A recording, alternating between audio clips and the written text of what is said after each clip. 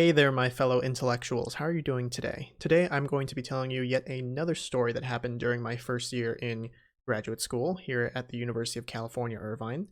And the story is going to be about the reason why I switched into astrophysics, as well as showing you the email that effectively inspired me to make the switch and commit to it.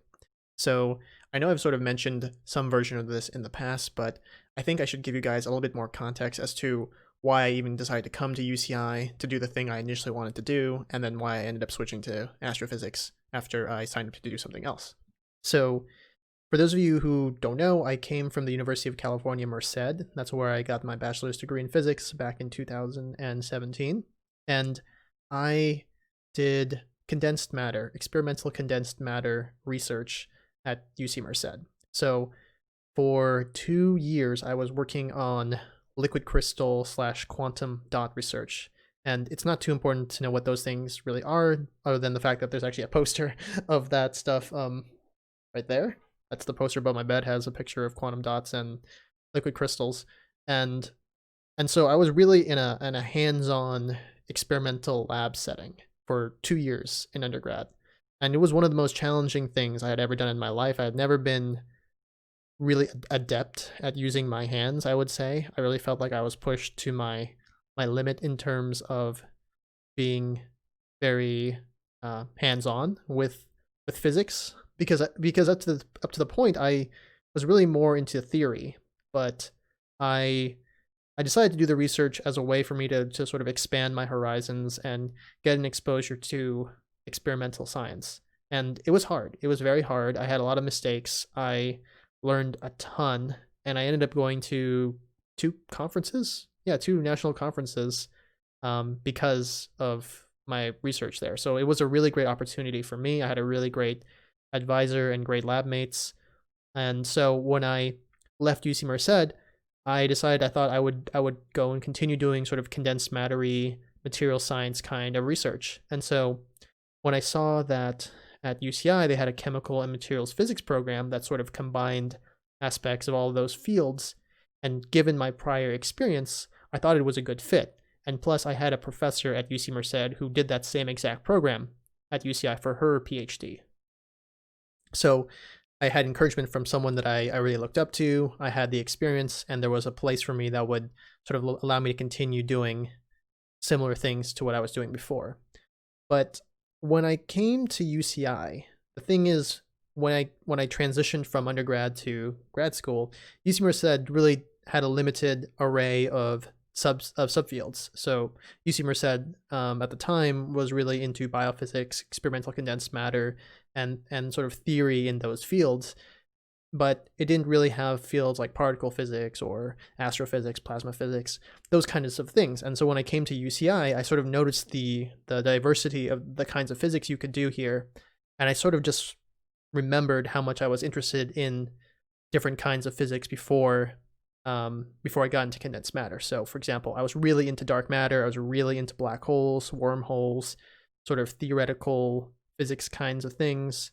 And coming to UCI, it was sort of the first time I would actually have the ability to learn this stuff. But as you guys know, it's like when you come to graduate school, you're sort of expected to specialize in a certain area, and the chemical materials physics program just completely was not, anywhere near dark matter or black holes or wormholes, anything like that. So I just felt this like longing to like want to really learn these things because I had never had the chance to before, and I was sort of becoming disenchanted with the process of finding the right group for me in graduate school, because all the labs that were here seemed cool, but like I said, I was never really a hands-on person, and there would be so many just new challenges I have to learn. I'd have to relearn how to use some equipment.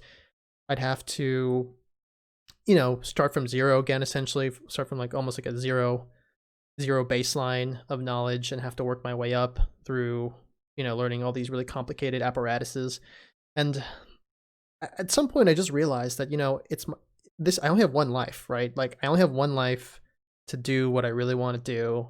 And And so I thought I would switch into theory because I thought, okay, I don't want to do condensed matter experiment because I've never really been a hands-on person. I've been more of a thinker, someone who likes to deal with math equations and solving stuff on the computer.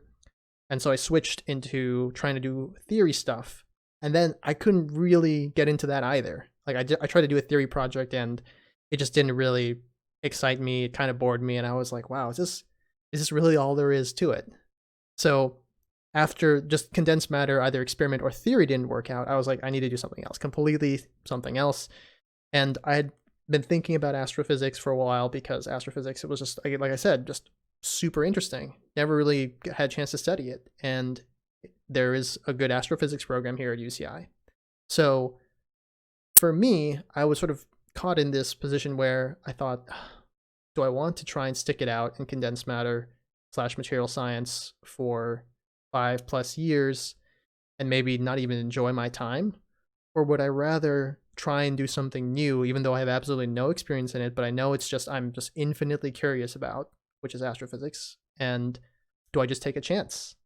And I had a hard time deciding, but there was actually some encouragement I got from a professor here at UCI, who I will not name, and I will keep them private when I show the email. But they sent me this email that essentially it really inspired me to believe in myself and go for the thing I really wanted to do. And I don't know if they somehow sensed that I was unhappy in the program I was in, but whatever motivated them to write this email, I am infinitely grateful for, because honestly, guys, if that email doesn't get written, we may not even have this channel. Like, that's how big that email was. Just think about that. If that email did not get sent, we could possibly not have this YouTube channel, or I could possibly not have this YouTube channel because it's my channel, but you know what I mean. So without further ado, let me just read you the email. I have it right here. So let's just read it together and I'll try and dissect it for you guys. So the email says here, "Hi Kyle, I notice you're not taking blank. What is wrong with you, smiley face? I see that you are in the CHAMP program. I hope you like it there. You did very well in blank, so I wonder why not the regular physics PhD program. You can do anything. I will be happy to hook you up with the advisor of your choice. I hope it's not too late for that." So clearly it's a little bit tongue in cheek, but it inspired me. It made me feel like this professor who is, extremely well respected and accomplished in their field. It gave me a sense of confidence. It made me feel like, wow, someone who's really accomplished and acknowledged is seeing potential in me, and they're saying that I can do essentially anything that I want. And it's not even trying to push me in the direction of what they're doing, because I'm not doing what they're doing, but they're just saying you can do anything. And getting this email really just, in my mind, solidified the idea that I should switch into astrophysics. I was like, you know what? I want to do astrophysics. And I don't care if I have absolutely no experience in it. I don't care if other people here are way more, experienced in it than me, because they may have done it for their undergrad or whatever. I'm going to go in as a completely blank slate to astrophysics, but I'm going to just, I know how to work really hard. I know how to stay disciplined. I know how to learn because I have a physics degree.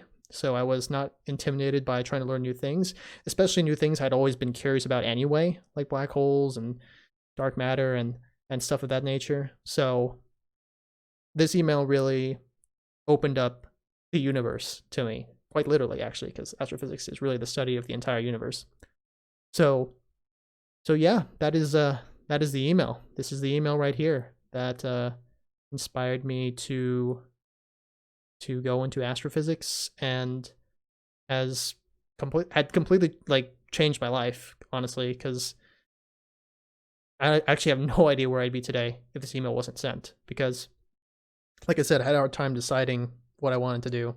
And so I don't know if I would have stuck with the other route, or if I may have even not even continued in graduate school. Maybe I would have just taken the master's route and left and try and go into industry. I don't know. I have no idea. But thanks to this email, I am now a physics PhD candidate, which is amazing. And, I'm enjoying my astrophysics research on black holes. And that's all I really have to say about that. So I really hope that you enjoyed this video. I hope that you guys learn that it's never too late to find the right path for you if you're not satisfied with the current path you're on, and that sometimes it may need a little bit of encouragement from the outside, but know that if you're willing to put in the work and you're willing to grind your way to your next destination, then the world is your oyster. So thanks for listening, guys. Have a good one.